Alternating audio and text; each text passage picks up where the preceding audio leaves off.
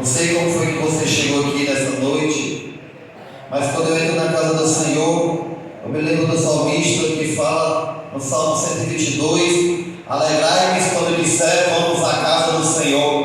Porque na casa do Senhor, irmão, aqui é lugar de libertação, aqui é lugar de restauração, aqui é lugar de projetos ser novamente levantado, aqui é lugar de nova história começar a andar. Talvez esta noite você chegou triste, abalado, decepcionado, mas eu quero te dizer algo da parte de Deus: você está no lugar certo, porque nesta noite Deus vai renovar tua força, Deus nesta noite Ele vai te dar esperança, Deus nesta noite Ele vai te dar vida, Deus nesta noite Ele vai te dar novamente projeto e sonho para a tua vida, em nome de Jesus.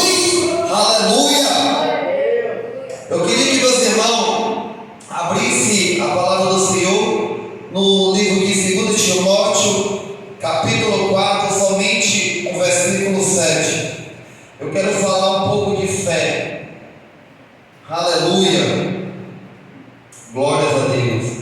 2 Timóteo, capítulo 4, versículo 7. Diz assim a palavra do Senhor. Amém?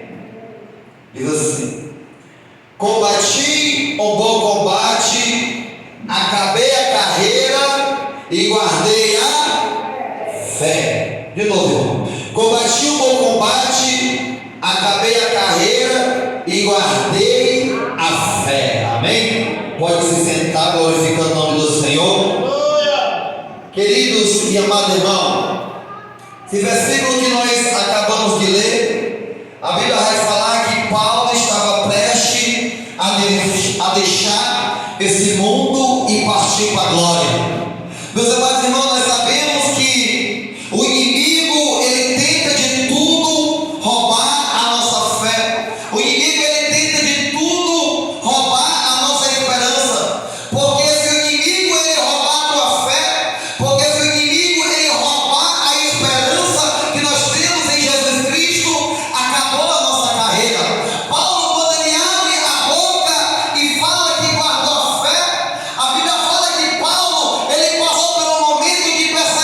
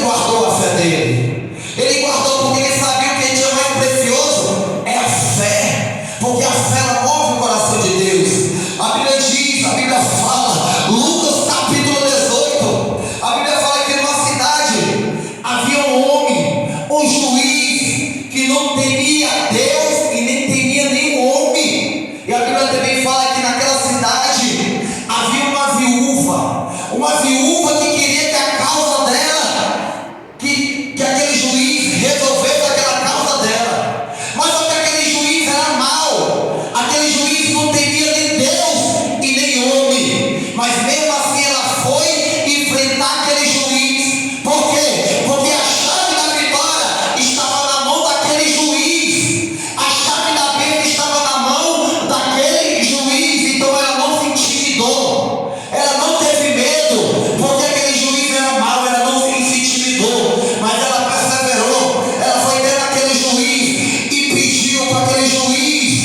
julgar a causa dela. E a Bíblia diz que aquele juiz não queria julgar. No primeiro não, ela não desistiu.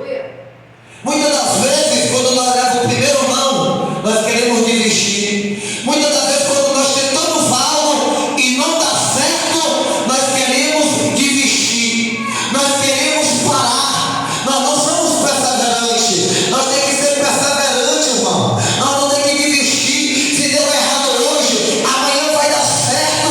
Se amanhã não deu certo, eu vou continuar perseverando, porque aquele que bate, a porta ela abre. Glória a Deus. Então nessa noite, não é noite de nós abaixar a cabeça, não é noite de nós desistir, mas é noite de nós avançar, é noite de nós fazer a fé quebrar dentro de nós. E a Bíblia fala que aquela mulher todo dia batia naquela porta: hoje julga minha causa. E aquele juiz disse que não julgava, e ela bateu perseverando, até que um dia aquele juiz ele atendeu o pedido daquela viúva. Por quê? Porque ela enfrentou, irmão. Entenda uma coisa: quando chega um dia mau, se nós ficar quieto, se nós ficar acomodado, nós vamos perecer. Mas quando chega um dia mau, se nós lutar contra o dia mau, nós vamos vencer, nós vamos avançar. Quando chegou o dia mau para aquela mulher, ela não desistiu, ela perseverou, porque ela acreditava que uma hora a porta ela ia se abrir. Então nesta noite é noite de nós perseverar. Não é noite de nós olhar para o problema, mas é noite de nós olhar para Jesus Cristo. É noite de nós olhar para o céu. É noite de nós olhar para o Deus Todo-Poderoso, que pode resolver as causas, que pode quebrar o cadeado, que pode quebrar aquela porta que está fechada. Ele pode libertar, ele pode restaurar, ele pode mudar o cenário, ele pode dar com providência quando nós temos fé e quando nós cremos na palavra de Deus, porque tudo é pelo poder da palavra. Glória a Deus. Então, meus amados irmãos, a Bíblia diz em João capítulo 11, a Bíblia vai falar de um homem chamado Lázaro. Eu creio que todos já sabem. A Bíblia fala que aquele homem estava enfermo. A Bíblia diz que a irmã dele vai até Jesus, atrás da cura. Ela foi o que? Atrás de quem? De Jesus. O homem estava enfermo, ela não ficou parada. Ela foi até atrás de Jesus e pegar Jesus e levar até aquele enfermo. Porque quando nós vamos atrás de Jesus, Jesus ele entra. E quando Jesus ele entra, algo tem que sair para Jesus entrar. Porque Jesus é poderoso. Porque Jesus é que restaura e liberta. Aleluia. Aleluia. Então, queridos, a Bíblia diz que Marta e Maria foram atrás de Jesus falando: Senhor, aquele que tu ama está enfermo.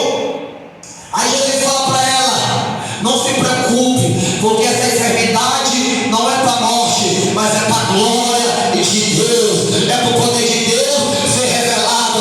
Muitas das vezes nós passamos por luta, muitas das vezes nós passamos por levante, muitas das vezes nós passamos por dor, por dificuldade, e nós não entendemos o propósito. Mas é através dessa dor, é através dessa